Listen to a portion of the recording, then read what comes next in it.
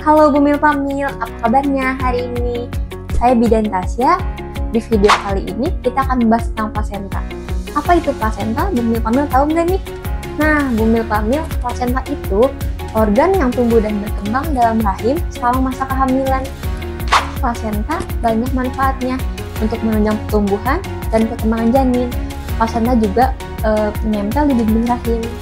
Sekarang kita membahas bahayanya lengketnya ari-ari atau plasenta di dalam rahim. Bumil Pamil pernah dengar nggak banyak kasus yang lengket plasenta di dalam rahim? Nah, Bumil Pamil, kasus ari-ari ketinggalan ini bisa terjadi oleh beberapa sebab.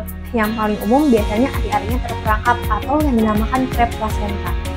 Nah, yang kedua cukup sering terjadi, nama istilahnya placenta adhesion. Placenta adhesion itu plasentanya lengket tapi belum lepas. Kalau yang ketiga ini sangat membahayakan. Karena yang ketiga ini plasentanya sangat nempel di dinding rahim yang dinamakan plasenta akreta.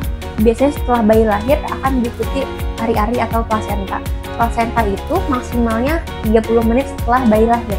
Nah, kalau sampai 30 menit plasenta ini belum lahir, itu yang dinamakan retensio plasenta atau plasentanya ketinggalan di dalam rahim. Yang pertama, ini bisa menyebabkan perdarahan pada ibu hamil atau ibu bersalin.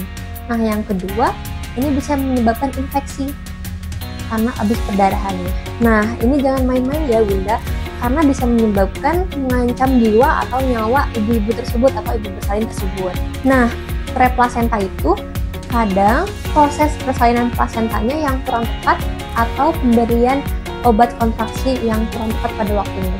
Jadi, bayi lahir, plasenta sudah keluar, tapi plasentanya belum keluar seutuhnya.